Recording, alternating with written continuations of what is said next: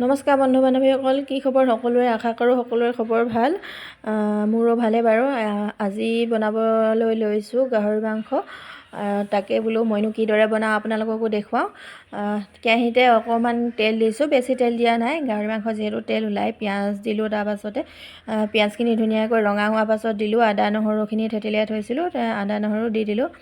আৰু এইখিনি অকণমান সময় ভজাৰ পাছতে মই দিলোঁ বিলাহীখিনি, আৰু বিলাহীখিনি ধুনীয়াকৈ লৰাই লোৱাৰ পাছতে ইয়াত হালধি গুড়া দিছোঁ, আৰু বিলাহীখিনি অকণমান সোনকালে সিজিবৰ কাৰণে ইয়াতে দিলোঁ নিমখ অকণমান দিছোঁ, বেছি দিয়া নাই, যিহেতু মাংস বইল হওঁতে দিছোঁৱে। আৰু মই আলুখিনিও এক্সট্ৰাকৈ বইল কৰি ৰাখিছিলোঁ। ধুনীয়াকৈ দুইখিনি বস্তু বইল কৰি লৈছোঁ এক্সট্ৰাকৈ, নহ'লে মানে কি হয়, মাংসখিনি বইল কৰি ল'লে, আলুখিনি বইল নকৰিলে মানে মাংসত যেতিয়া ভাজি থকা যায় তেতিয়া মানে আলু কেইপিচটো সিজিবলৈ বাকী থাকে, কেঁচা কৰি দিয়া হয়, তেতিয়া মানে মাংস পিচকেইটা সৰু হৈ যায় ভাজোঁতে।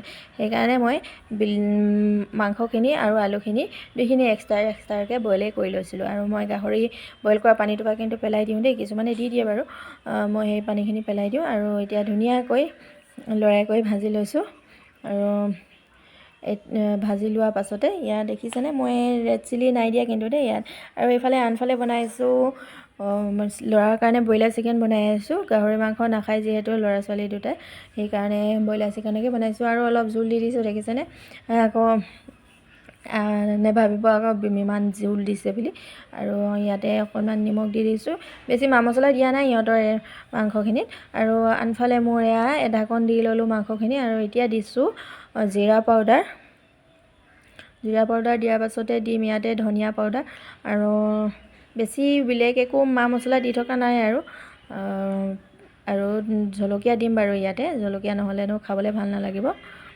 ধুনীয়াকৈ লৰাই কৰি ল'লোঁ মছলাখিনি মই প্ৰথমতে দি দিয়া নাই, যিহেতু আলু আৰু মাংসখিনি ধুনীয়াকৈ তেল মিক্স হৈ লওক বুলি ভাবিলোঁ। আৰু নিমখ যিহেতু দিছিলোঁৱে বিলাহীৰ লগত, আৰু বইল কৰোঁতেও দিছিলোঁ, সেইকাৰণে আকৌ নিমখ মই দিয়া নাই।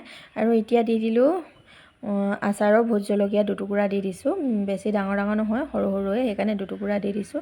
আৰু মাজতে এটা ঢাকোন লগালোঁ বাৰু, আপোনালোকে দেখুওৱা নহ'ল। আৰু আনফালে মোৰ ল'ৰাৰ কাৰণে বনোৱা ব্ৰইলাৰ চিকেনখিনি ৰেডি হৈ গ'ল।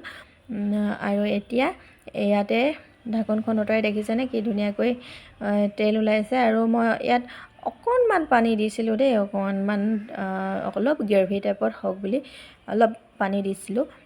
আৰু এতিয়া ইয়াতে দিম, এটা উতল অহাৰ পাছত মিট মছলা দি দিছোঁ। আৰু মিট মছলাখিনি দিয়াৰ পিছত আচলতে বেছি সময় ৰাখিব নালাগে, এনেও বইল কৰি লোৱাই হয় বস্তু, আলু মাংস সকলো বইল কৰি লোৱাই হৈছিলে, সেইকাৰণে বেছি সময় ৰখা নাই। মছলা দিয়াৰ পিছত এয়া অকণমান উতল আহিব দিলোঁ, আৰু হৈ গ'ল। আৰু তাকে ভাবিলোঁ ইমান ধুনীয়াকৈ বনালোঁ যিহেতু থালিখনো দেখুৱাওঁ আপোনালোকক। এইফালে দিছোঁ ব্ৰইলাৰ চিকেন, আৰু এয়া বনাইছিলোঁ জাতিলাও দাইল, আলু বিলাহী, আৰু আনফালে বনালোঁ গাহৰি মাংস, আলু বিলাহী। আজি